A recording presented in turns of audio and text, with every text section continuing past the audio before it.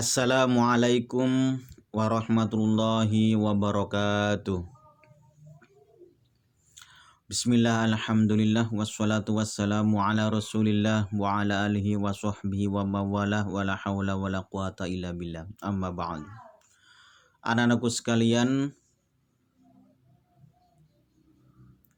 dalam hal ini kita sudah sampai pada bab yaitu memahami Asmaul Husna.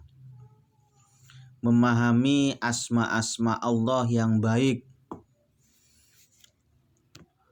Assalamualaikum warahmatullahi wabarakatuh. Bismillahirrahmanirrahim.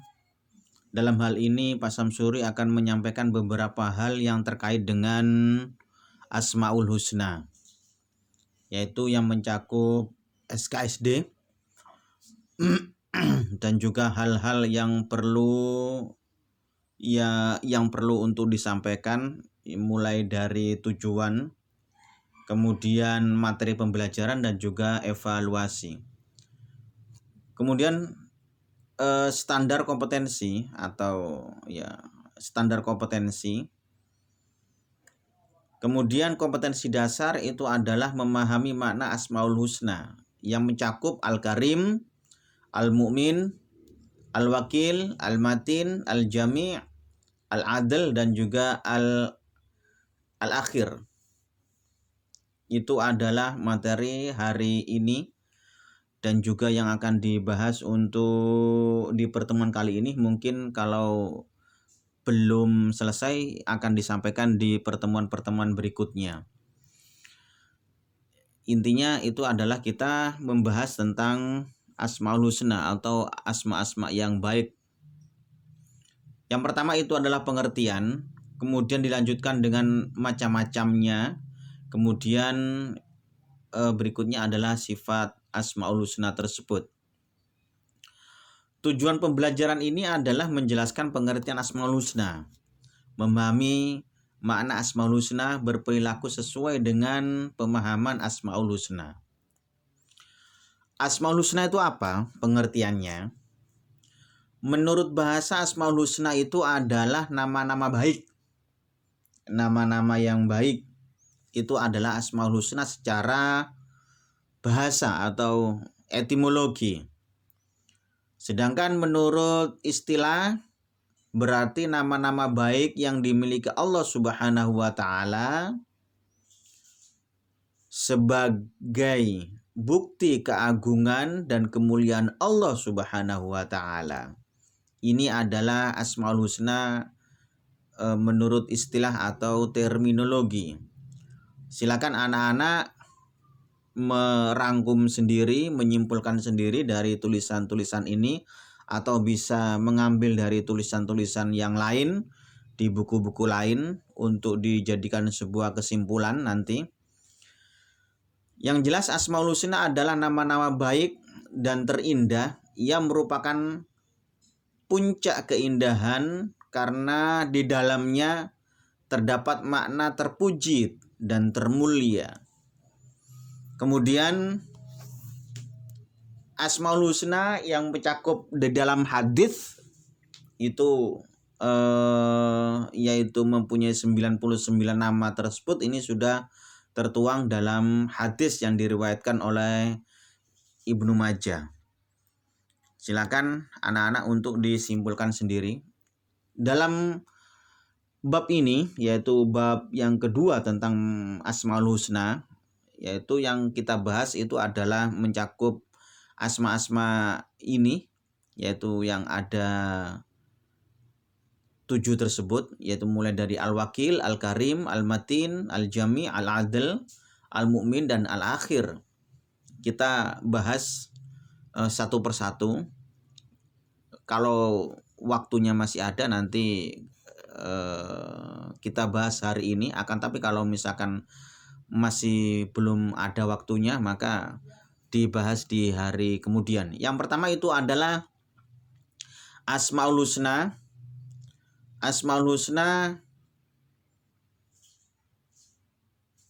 adalah salah satu sifat yang mulia dalam sebagai hal yang amat banyak pemberian dan kebaikannya baik ketika diminta maupun tidak itu adalah Asmaul Husna.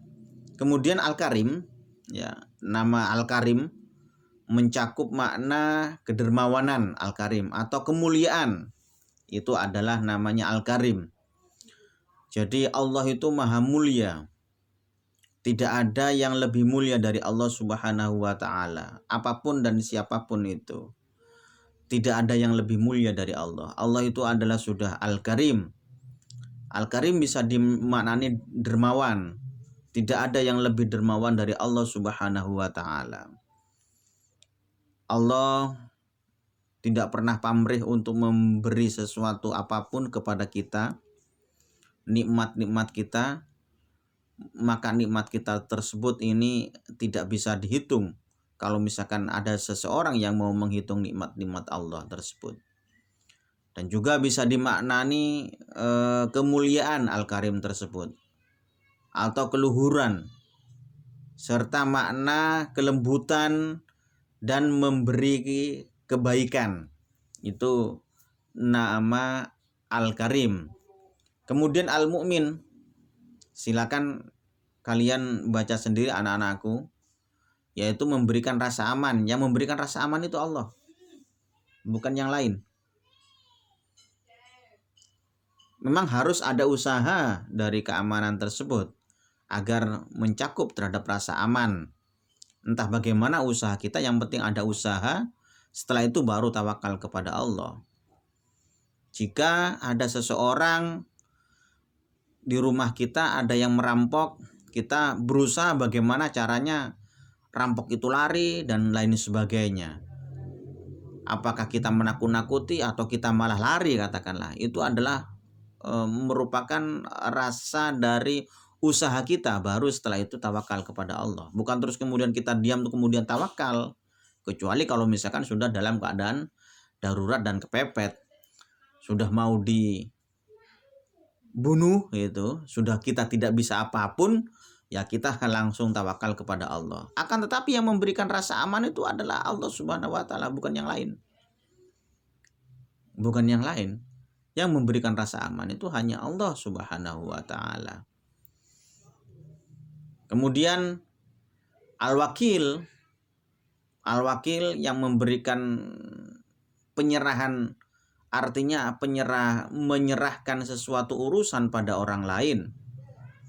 Dalam konteks Asmaul Husna Al-Wakil dimaknani bahwa Allah zat yang paling tepat untuk diserahi dalam segala urusan. Punya masalah kita serahkan kepada Allah. Semua permasalahannya kepada Allah, dikembalikan kepada Allah. Ya Allah, minta kepada Allah, mengadu kepada Allah. Kalau mengadu kepada manusia itu kadang-kadang kebanyakan tidak ada gunanya, malah kadang-kadang malah dibully. Untuk itu lebih baik kita mengadu kepada Allah Subhanahu wa ta'ala. Lanjut, kemudian sekarang Al-Matin. Al-Matin itu adalah maha kuat. Itu Al-Matin, maha kuat. Memberikan, yang kuat itu hanyalah Allah, bukan yang lain. Silakan anak-anak untuk disimpulkan sendiri. Al-Jami, yang mengumpulkan. Nanti di padang mahsyar dikumpulkan oleh Allah Subhanahu wa ta'ala. Itu yang mengumpulkan bukan siapa-siapa, Allah itu yang mengumpulkan.